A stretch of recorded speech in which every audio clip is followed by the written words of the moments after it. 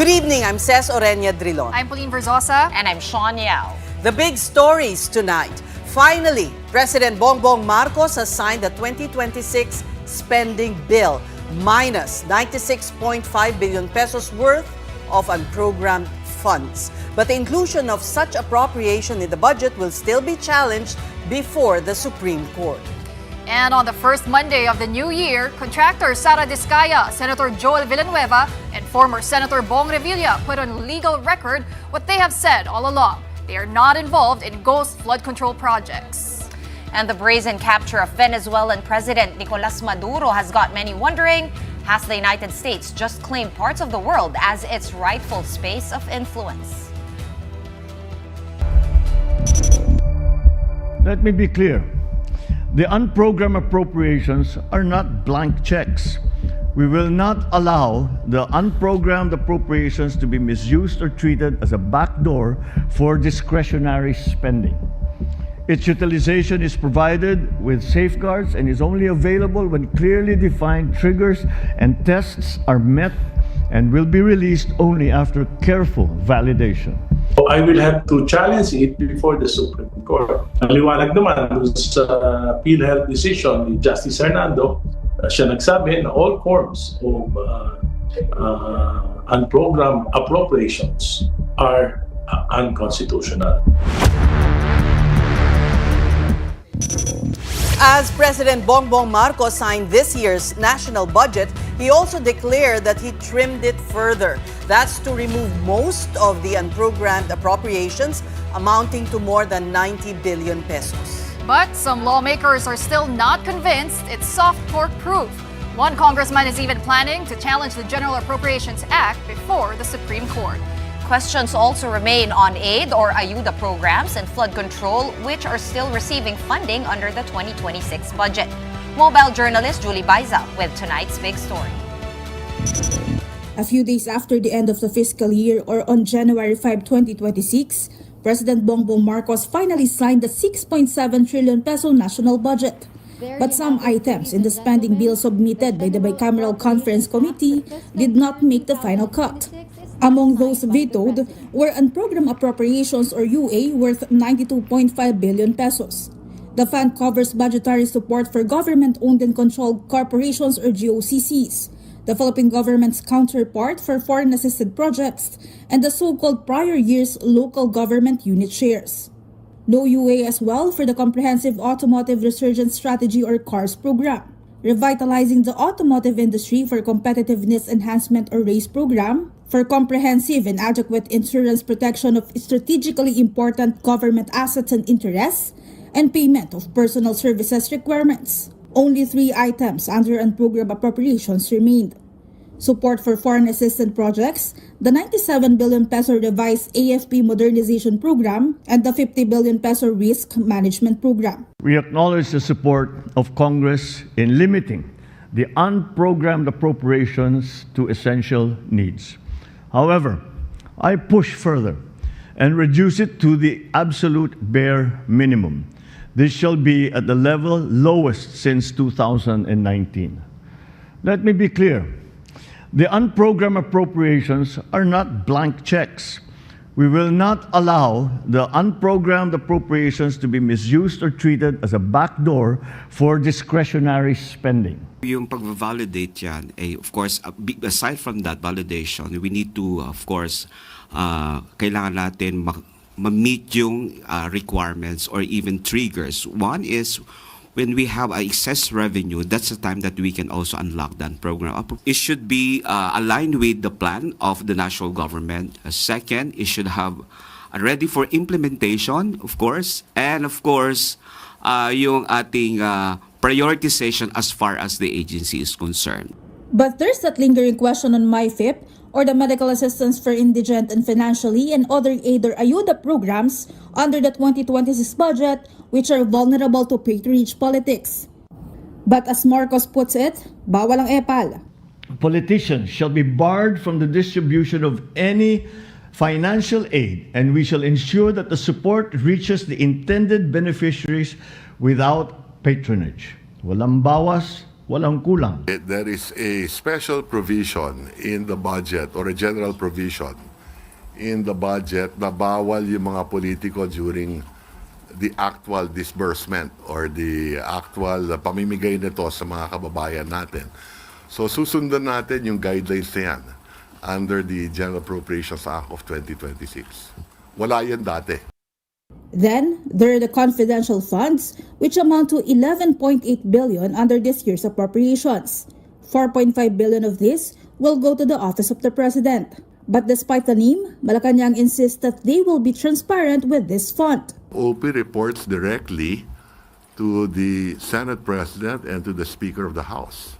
So the OP submits reports to the House of Representatives and to the Senate President. Sir, last na talaga And to from... COA. Yes, sir. Another point of contention, 15.7 billion still allotted to flood control. But the President says the fund is for foreign assistant infra projects which already have contracts. On One Balita Pilipinas, Congressman Erice acknowledged that despite his no vote for the 2026 budget, it was still cleaner and a far cry for the country's spending funds between 2023 and 2025. But he is still challenging unprogrammed appropriations before the Supreme Court. Nakita ko kasi, yan yung pinagmula ng mga malalaking anomalya noong nakaraan. Right. For example, yung 399 billion in the 2024 and 2025 budget na nakalaan para sa equity ng mga foreign assisted projects, sa halip na gawing program funds o mandatory yung pagbabayad, ay inilagay ito sa unprogrammed funds. Yung unprogrammed funds, wala namang source of financing yan. For her part, House Deputy Minority Leader Laila De Lima called the remaining unprogrammed appropriations shadow pork. She took note of Executive Secretary Ralph Recto's admission that they can no longer collect any more excess revenue. So De Lima wonders, isn't it illogical to have unprogrammed appropriations in the first place? Makabayan collectively criticized the 8 billion peso fund per NTF-LCAC support under the Barangay Development Program. They call it the General's Pork Barrel, which allegedly funds militarization and counterinsurgency operations that terrorize communities. And for Senate President Tito Soto, however, this is the cleanest budget ever. He also commended how the President highlighted the Senate provision that prevents political patronage. Senate President Pro Tempore Ping Lacson said he's also happy and satisfied with the 2026 national budget. But he believes the UAs could be trimmed further to just the foreign assistance projects and the revised AFP modernization program. For Senator Bam Aquino, the most commendable in this year's budget is the 1.3 trillion peso budget for the education sector, the highest in history. Kapatid Mobile Journal Julie Baiza, we are One News. The last time he was in our program, he said he will question unprogrammed appropriations that will make it into the 2026 national budget. Caloocan Congressman and Senior Deputy Minority Leader Egay Erice joins us again. Good evening to you, Congressman. Yes, good evening, Tess, Sean, and Pauline. Well, you just heard the President boasting that the unprogrammed funds are the lowest since 2019, and he cut 26.5 billion pesos out of that. Hindi pa ba sapat po yun? According to Article 7, Section 22 of the Constitution, hindi na pwede yung merong budget of expenditures na walang definite source of financing. So whether it's 1 peso or 100 billion, it's still unconstitutional.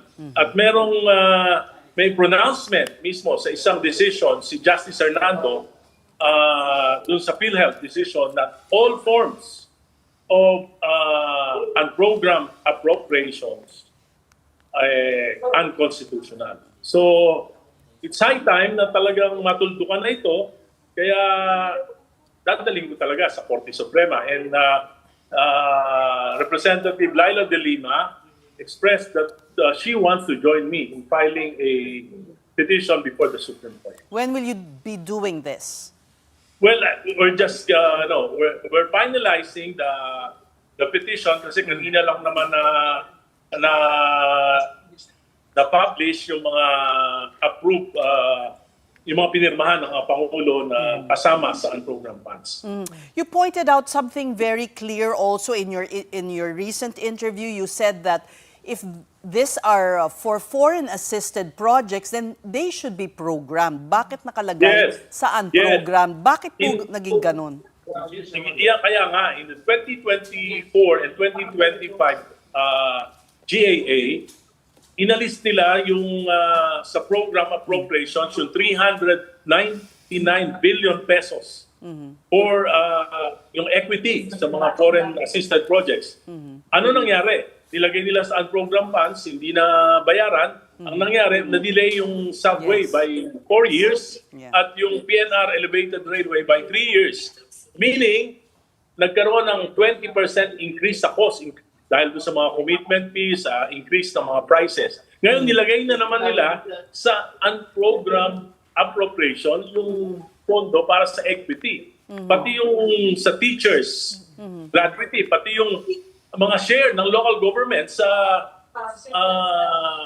national taxes, nilagay sa unprogrammed appropriations. Ano ibig sabihin nun? Wala pang definite na source of revenue yon o financing. Pag hindi nakakuha, susubain nila yung mga local government, susubain nila yung mga teacher. Yeah. So, but you have Senate President Tito Soto and Senator Lacson who wanted transparency and who wanted to go through this budget through a fine-tooth comb, now praising this budget. Well, I would say, sabi ko nga, yung 2026 budget, yan yung pinakamatinong budget compared to dun sa tatlong taon, 2023, 2024, at 2025 na napaka-corrupt na budget. Ito yung pinakamatino dahil may malakas tayong minority sa House at sa Senate na posisyon namin to. Pero hindi pa rin masasabi na walang nakalusot. Pero mas madali na dahil kaunti lang, may oversight committee naman ng Kongreso at mas madali itong ma-monitor sa implementation.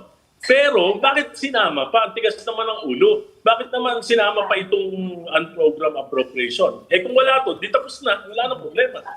Okay, so Congressman Erice, just to be clear, no, ang gusto ninyo is mawala na talagang any form of unprogrammed appropriation. But don't you believe that we need some sort of flexibility, kumbaga? Or do you think... No. Go ahead. No, kasi lalo ngayon, super majority. Anytime they can propose a supplemental budget. Nagawa na yan noong panahon ni President Aquino na kailangan, so nag-supplemental budget. Hindi naman problema yung approval. Mas maganda ngayon para makikita may definite source of financing yung mga appropriations.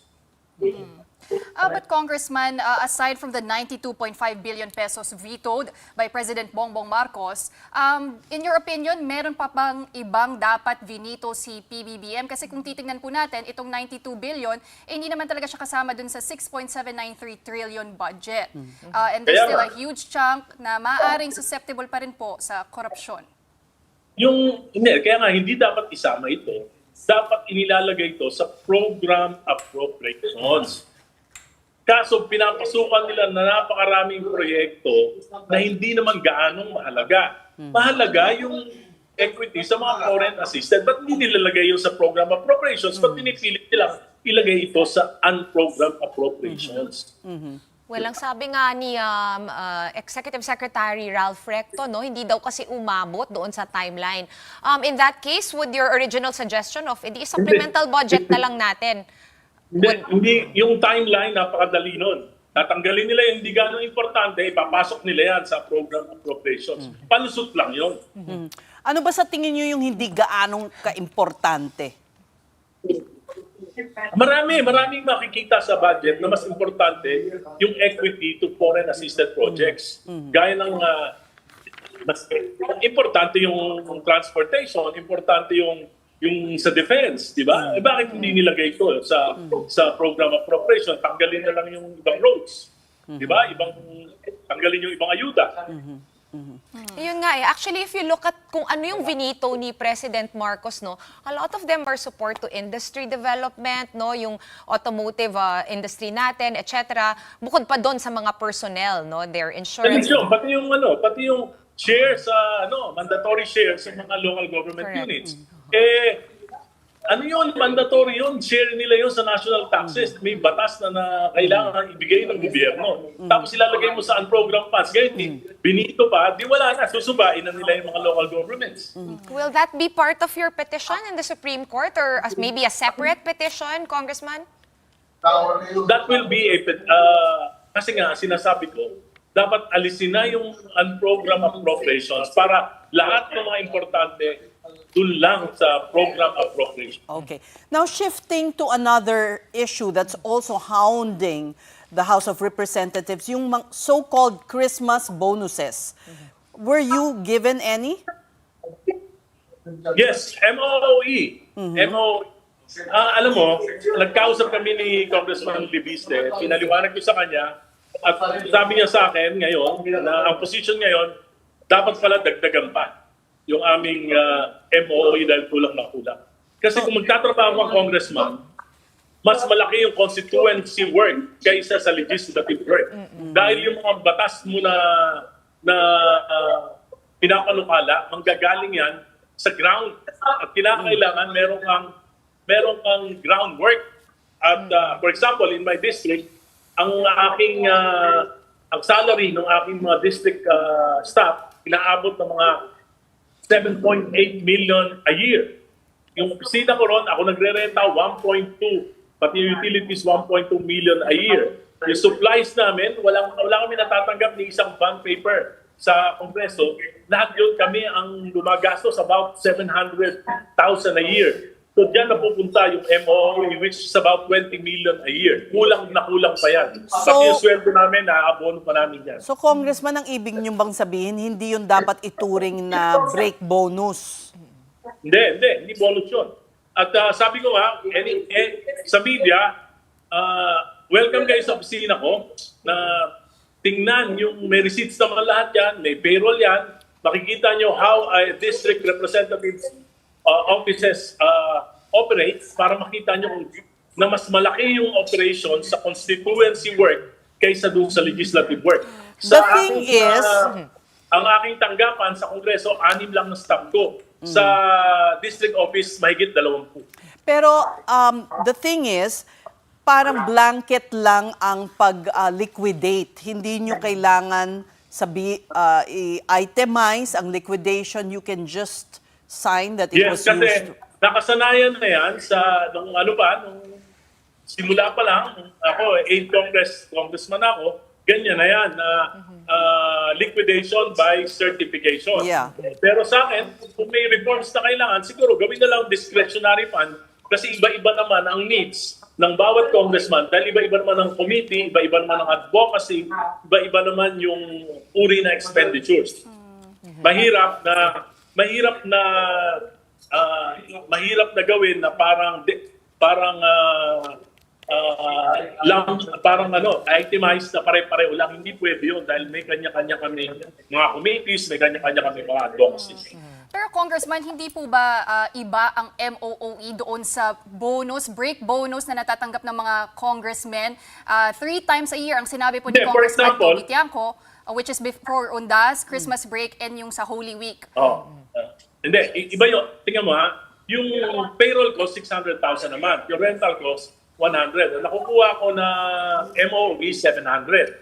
So, yung supplies, lahat, doon nakukuha yun, doon sa mga Christmas break, yung recess. Binibigyan kami ng extra dahil alam nila, pagdating namin, lalo na yung mga nasa probinsya, pagdating sa probinsya, malaki na ang gastos ng mga congressmen. So, bonus pa din. I mean, what do you call it Hindi, if not saka, MOOE? Also, It's still part of the MOE because, for example, yung aming mga computers, yung aming mga furnishings, yung fit out ng aming district offices, maintenance, yung travel expenses, yung gasoline, doon lahat galing yan. Kaya sabi ko on the average, each congressman, yung ordinary congressman, mga 20 million yan.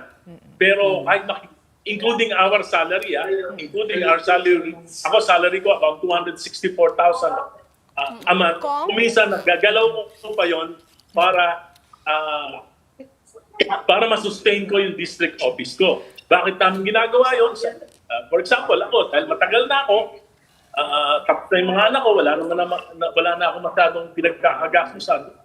Pero kawawa yung mga ordinary congressman. Pagka hindi bibigyan ng sapat, alam mo mangyayari? Mapupuno tayo, puro political dynasty na lang kasi may kapatid silang mayor, may kapatid silang congressman, may kapatid silang governor na susuporta sa pangangailangan nila. Sa amin, wala eh. Ako, wala akong kamag-anak. Ako lang, I'm the last politician in my family. Talagang hirap na hirap. Pero kung yun nga gaya ng sinabi ninyo, no, liquidation by certification, and ganito na yung siste since the 8th Congress, kasi ang questionable nung timing, bakit sa mga break lang dinidisburse yung check? Di ba pwedeng monthly na lang? Or, and why has no one pushed for reforms on transparency? December, bukod sa sweldo, magbabayad kami ng 13-month pay. Kaya kailangan namin ng extra by December. Yeah, so why not? imagine kung by December, meron na kaming extra na 13-month pay. Pagkatapos, alam niyo naman na pagka-congressman, whether you like it or not, pupunta kami ng simbahan, pupunta kami ng barangay, pupunta kami lahat ng organisasyon, hihingan kami ng donation. Pero ba't ganun yung pagkaka-release? Sorry, Yeah. Pawi.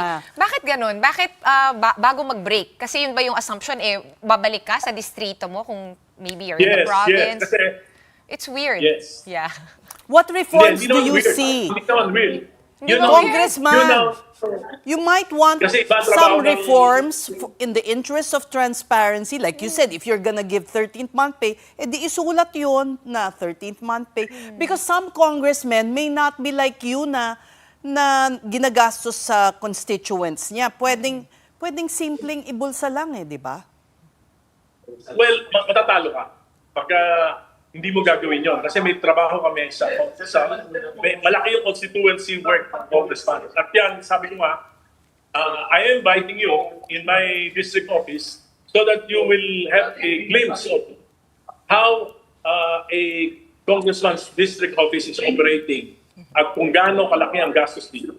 At kung ano yung importance ng trabaho namin. For example, yung mga infrastructure project, yung budgeting sa education, kinakailangan namin gumawa kasabay ng mga line agencies ng preparation. Kasama kami sa budget preparation. Kailangan namin magkaroon ng mga consultation, yung logistics, yung pagbaba sa bawat barangay, sa bawat communities para malaman namin kung ano yung ipaglalaban namin na pangangailangan ng aming constituents. Ano naman ang sabi ni Congressman Leviste nung pinaliwanag niyo ito? Sabi niya, kulang nga. Dapat dagdagan pa. Talaga ba? Kasi bihira naman yung katulad ni Congressman, naiintindihan ko si Congressman Leviste dahil bago pa lang siya, hindi niya pa naunawaan, talagang idealistic pa siya. At ang pinakamasama, hindi niya pa naranasan na mahirapan sa pera dahil bilyon-bilyon yung kanyang pera. Pero Congressman, itong MOOE, standard ba yan sa lahat ng congressmen? I understand itong 3 times a year, nag-range siya from 1.5 to 2 million pesos. Pero yung sinabi ni Kong Toby, merong time, lalo na nung impeachment process against Vice President Sara Duterte, na hindi ni-release agad itong MOOE o yung mga bonus dun sa mga hindi pumirma sa impeachment complaint. So, in a sense, the sense we're getting is that napupolitika din siya Yung hindi lang yung MOE mali yun na hindi hindi makakapag-kumbinse sa isang congressman na pumirma. Ang nakakapag-kumbinse diyan yung mga projects, yung pagkalaki-laki ng mga projects, yung mga flood control projects na maanomalya. Kaya sinabi ko nga, kapag kakamali ng 19th Congress, ang ginamit yung pera ng gobyerno to incentivize the legislators to sign the impeachment complaints against people. Yun ang masama, hindi yung MOE. All right, on another matter, there is supposed to be an alleged plot against Speaker Boji D to unseat him. Chismis lang yun. I don't think that President Marcos can afford to change the leadership of the House at this point in time. All right. Well, we thank you so much for your being candid with us. Caloocan Congressman and Senior Deputy Minority Leader Egay Erice. And now moving on to another story. Contractor Sara Diskaya and 9 of her co-accused in the 96.5 million peso ghost flood control project case in Davao Occidental had their first court hearing today. They attended the proceedings via video conferencing from the Bureau of Jail Management and Penology facility in Lapu-Lapu City. Now, through their respective lawyers, Vizcaya and others moved to quash the charges and warrants against them. Citing a circular, the lawyers for the DPWH officials argued that Regional Trial Court Branch 27 in Lapu-Lapu City does not have jurisdiction over the case. The circular stated that cases should be heard where the alleged crime was committed, which in this case is Davao Occidental. Vizcaya's lawyer, on the other hand, motioned to have her case heard in Pasay City and to have her returned under the custody of the National Bureau of Investigation. Now recall that the RTC Branch 20 of Malita, Davao Occidental transferred the case to Lapu-Lapu City based on a Supreme Court guideline issued in November 2025. The High Tribunal had designated RTCs to serve as special courts to handle anti-graft cases, particularly those involving infrastructure projects. The Lapu-Lapu City Court will issue a resolution on the motions before January 13 or the scheduled arraignment for all of the accused in the Davao Occidental Ghost Flood Project case. That circular of the Supreme Court ordering the transfer, that rule which says that the RTC should be in the RTC in the judicial region other than the judicial region where the accused is holding office, does not apply. Basic procedure is the case should be filed in the place where the crime was committed. Meantime, businessman Philip Laude has denied allegations linking him to shady deals, specifically questionable flood control projects. In a statement posted on the social media pages of his wife, Small Laude, the family's legal counsel said Philip has never been involved in any illegal transaction or scheme and that he is a private businessman with a long-standing record of lawful and legitimate enterprises. The statement also addressed claims of a supposed business relationship between Mr. Laude and Edvic Yap, saying Edvic merely invited Philip to consider investing in a proposed joint venture. The discussion was preliminary and exploratory and did not result in any formal business entity. And while a bank account was opened when Yap was still a private individual, it was solely in contemplation of a potential private business partnership. However, following Yap's election into public office, the bank account was closed and no venture ever came about. The Laude camp statement also said that any attempt to link Philip to alleged irregularities or controversies involving public office holders is factually baseless and misleading. Philip Laude's name allegedly appeared in documents linked to suspicious financial transactions connected to flood control projects. Reports claim that a joint bank account he previously shared with Edvic Yap was among those listed by the Anti-Money Laundering Council for freezing. In related news, former Senator Bong Revilla and incumbent Senator Joel Villanueva have filed separate counter-affidavits before the Department of Justice.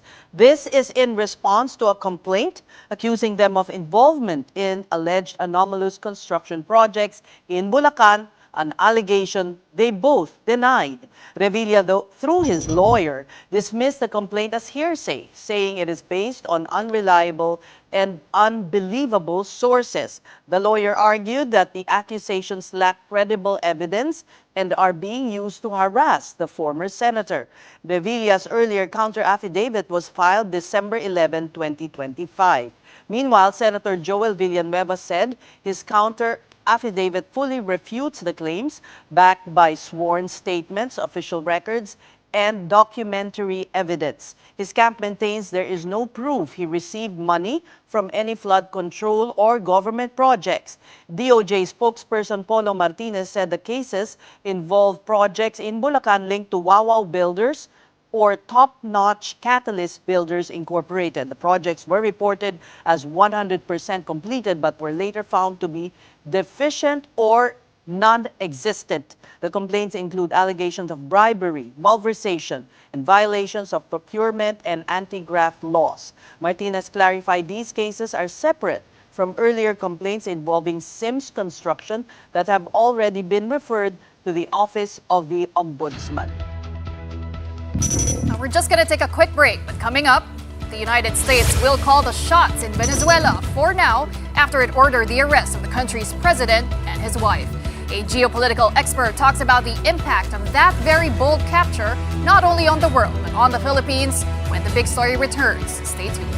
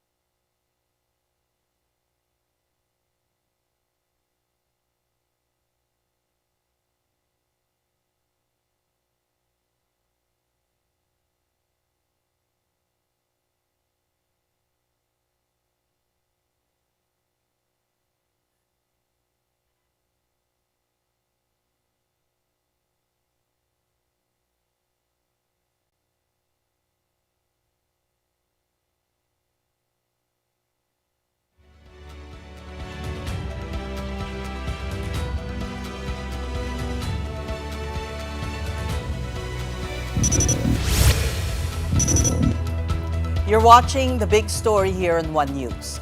Donald Trump's America is taking over Venezuela for now. That's after it had the South American nation's president captured over narco-terrorism and drug trafficking charges. But the seizure of Nicolas Maduro could be pointing to what could be gunpoint diplomacy for the United States as it exerts its influence on weaker nations by military might. More in this report.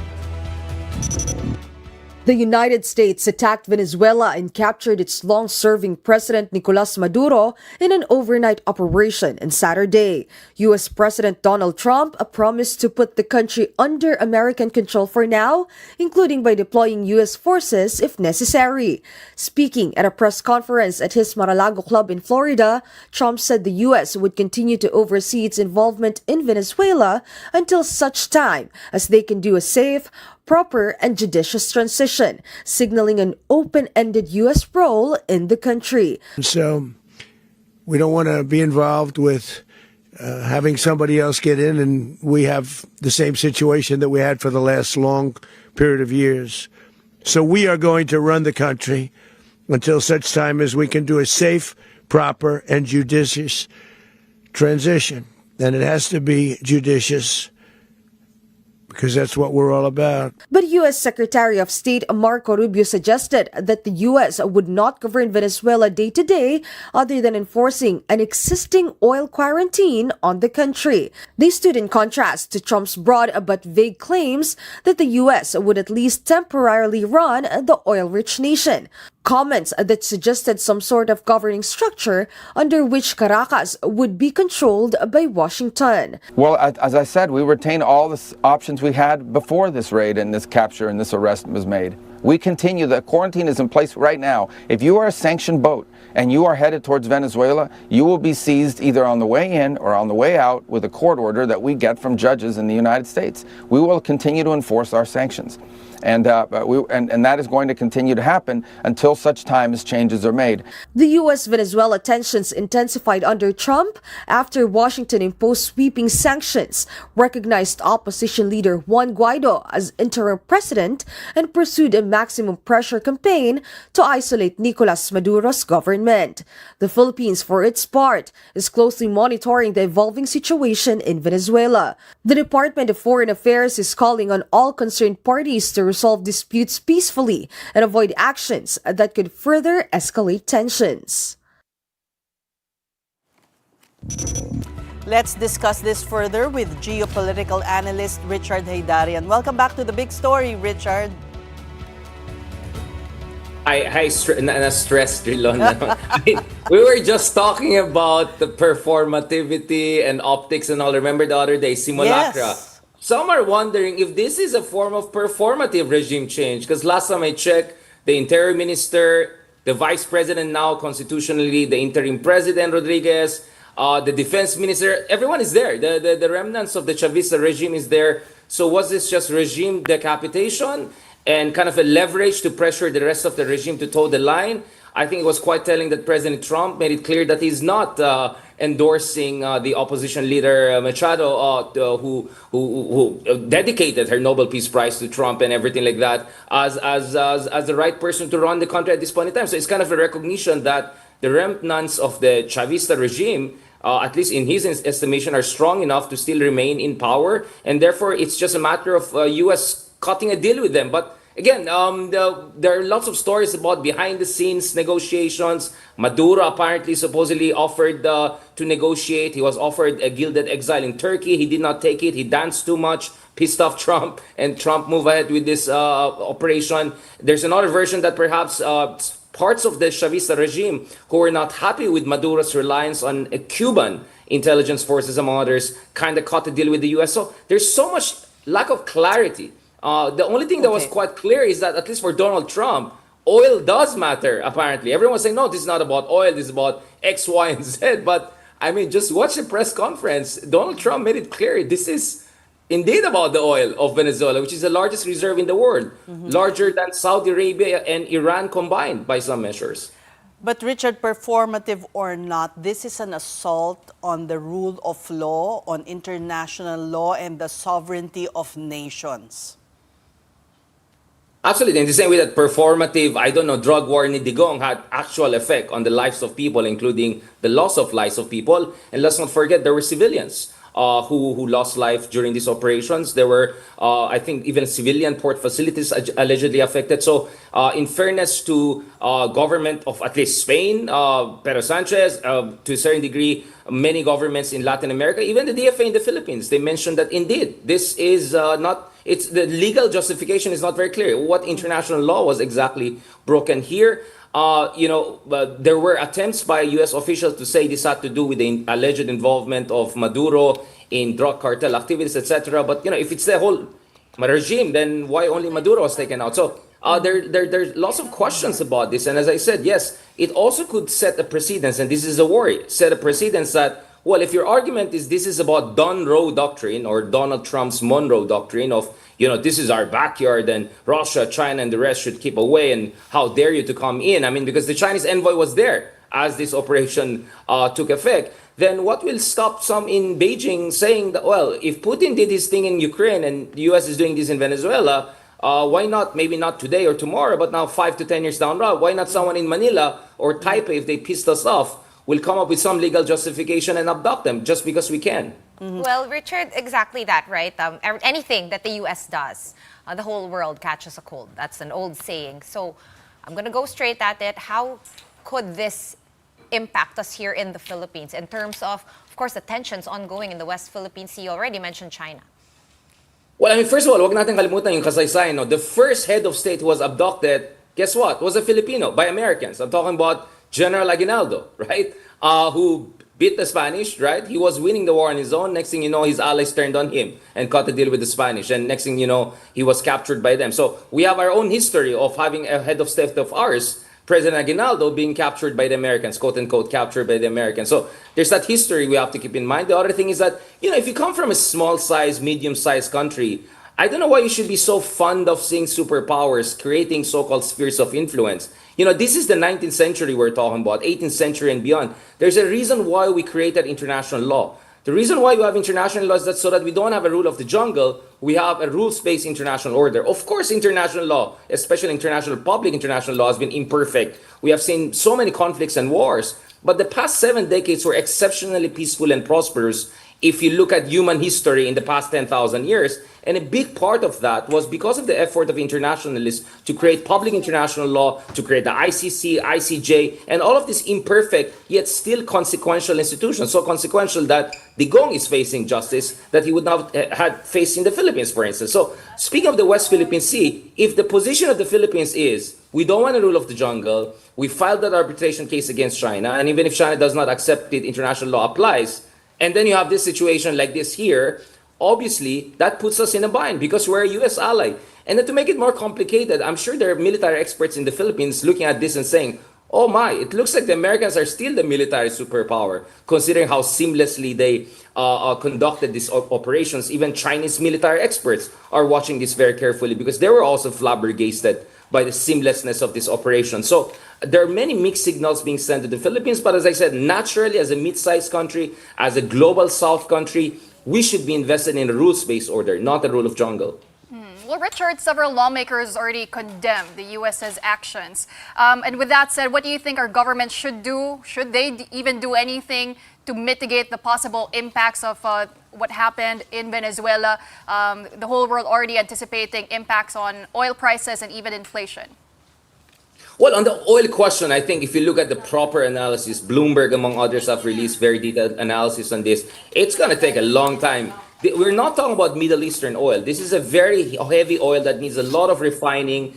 You're talking about a battered infrastructure in Venezuela that may take years, if not decades. More than $120 billion perhaps have to be poured into Venezuela for them to go from 1 million barrels of oil exports to 2 or 3 million. So we're not going to see an overnight oversupply or glut in the oil market. But yes, of course, over the long run, should Trump move ahead with Greenland, should consolidate America's new Monroe Doctrine and really focus on energy security and supply chain security, you're going to create a new international order, and that's going to inevitably impact the Philippines. But as far as the Philippines is concerned, as I said, I'm not expecting massive changes in the oil market in the short run. I think for the Philippines, more the concern here is that how do we balance our alliance with, if not reliance on the United States on the one hand, and at the same time, our commitment to a rules-based international order. And that's where we have to work with other mid-sized countries, middle powers, who are also of similar mind. That yes, none of us like, Maduro, none of us want authoritarian leaders who run their country to the ground. That cannot be denied. But having said that, we cannot also just turn a blind eye when things happen that are in clear contravention of international law, or at least the legal basis of that per international law is not so clear. So ASEAN should take a stand, perhaps? That's going to be tough, right? We're the chairman of the ASEAN this year, so we can set the tone, we can set the terms of discussion. Whether we like it or not, I'm sure many in ASEAN are more, critical of this than not. I think, if you look at the non-aligned positioning of most of ASEAN countries, if you look at the statements that came out of Indonesia and some of the key countries in ASEAN so far, not to mention Vietnam and Malaysia, I think it's inevitable for ASEAN. It's important for ASEAN to reiterate that what we need is a rules-based international order. And I think the Philippines, so far the statement from the DFA really tried to strike that balance. Some would say imperfectly, but at least there's that kind of effort. At least hindi natin ginawa ng ibang bansa na, we're just monitoring the situation. I think that was the most quoted statement I've said. Like, we are monitoring the situation is one of the most seen statements over the past 48 hours. Because I think many countries were worried about also alienating the United States, while at the same time clearly worried about the greater implication for the international system. All right, Richard Haydarian, geopolitical analyst, thank you for your time. And we are pausing for another breather, but right after that, look who's back in the political arena. Dismissed PNP chief Nicolas Torre III is officially MMDA general manager and now spokesman too. That and more still ahead. Keep it here on One Youth.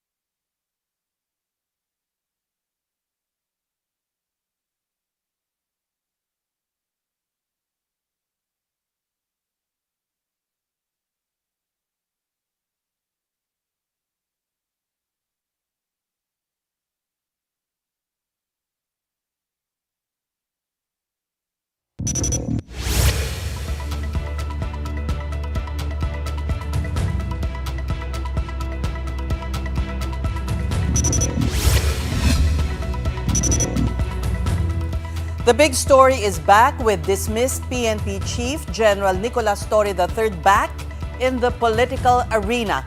Now, he's not only general manager but also the spokesperson of the Metropolitan Manila Development Authority, or MMDA. Torre will oversee around 70 to 80% of the agency's day-to-day operations. MMDA Chair Romando Artes remains overall head. Torre said his priorities include traffic management, flood control, and solid waste management. Also, key targets are a 5-minute response time to road emergencies or obstructions, followed by a 10 to 15-minute clearing period to restore traffic flow. Discipline and oversight of MMDA enforcers will also be tightened under Torre's watch. On flood management, the agency plans to work more closely with the Public Works Department, taking part in project planning and implementation, not just after construction. And earlier today, General Torre led a walkthrough over at the Quirino Grandstand ahead of the pahalik for the Feast of the Black Nazarene this week. He said that crowd flow is being planned so that devotees will enter and exit through the same designated routes. Anticipate kasi na ang senyor ay dadaan sa direksyon ng Manila Hotel dahil diyan lalabas eh. So, as much as possible, binabawasan ng ating mga planners yung volume ng tao dyan. So, ang mga deboto na magpa-participate dun sa pahalik ay pupunta ron sa area and then babalik din dito sa pinanggalingan nila. So that binabawasan natin ang tao na pumunta dun sa area ng daanan, sa exit. Meanwhile, organizers expect a larger turnout of devotees at this year's pahalik. Brother Otep Verdadero, one of the focal persons at Quiapo Church, said the number of replicas of the Black Nazarene brought for blessing has doubled, and that is a sign that more devotees are expected to participate. Authorities also anticipate a bigger crowd during the actual feast day or traslacion, which falls on a Friday, which is also Quiapo Day. In line with this, several roads around the Quirino Grandstand will be temporarily closed tomorrow, January 6, starting 8 a.m. Affected areas include the Katigbak Parkway and South Road, with one lane open for access to the Manila Hotel and H2O Hotel, and a portion of Independence Road. Motorists are advised to take alternate routes and allow extra travel time. Okay, and before we go this Monday evening, how about a feel-good win to ring in 2026? Filipino tennis ace Alex Ayala is off to a strong start this season at the ASB Classic in Auckland, New Zealand. Tonight's big picture is Ayala and her American partner Iva Jovic pulling off a stunning upset over the veteran tandem of Ukraine's Elina Svitolina and tennis icon Venus Williams. The young duo sealed the win in straight sets 7-6, 6-1 after rallying from a first set deficit and then taking control in the second. After the match, Alex Ayala thanked the crowd and said it was a special way to open the year and an honor to share the court with two legends of the sport.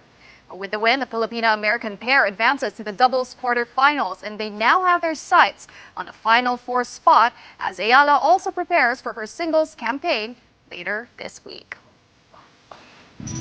Welcome back, Sean. Happy New Year! Happy New Year. Happy New Year! Such a great win for Alex. For Alex. Imagine beating Venus Williams. Yeah. 2025 was a big year for her, but there's nowhere to go but up for Alex. Right? She just keeps surprising all of us. 2026 could be even bigger. Yeah. Exciting stuff. Okay. And that's it for the big story this first Monday of the year. Thank you so much for watching. And we are back here tomorrow at 8 o'clock p.m. We'll see you then. Kapatid, we are One News, all sides, all the time. Have a good night. Well, coming up next, as per usual, we have play-by-play with Andre Felix and Chesta Liton Calao. Hi guys! So, fearless forecast. Will 2026 be a bigger year? Bago namin sagutan yan. First, welcome back. Thank you! Aloha, Sean. With a nice Hawaiian tan. I know. Meron ba? Yeah, Andre. I'm tanner than you. Meron. I'm more tan than you. No, pero how was it? Was it Nagmawi-wawi ka pa. Oh, mawi-wawi ka ba doon? Well, nawala yung LSS after 1 week, I have to say. Pero, it's like not leaving home kasi ang daming Pinoy sa Hawaii. Oh, That's nice. true. So Ilocanos. Now, it's not just Ilocanos. I met a lot of Ilonggos, a lot of Bisaya. Interesting. In one bakery, it's owned by Korean from Puro the 50s. Filipino. Lahat ng staff Filipino. As in 100%. Okay. And Filipino-owned businesses. Wala ko masyadong napuntahan, unfortunately. Pero kamusta weather? Mainit? Perfect. Perfect. So binabati natin lahat ng mga viewers natin ng Big Story and ng Play by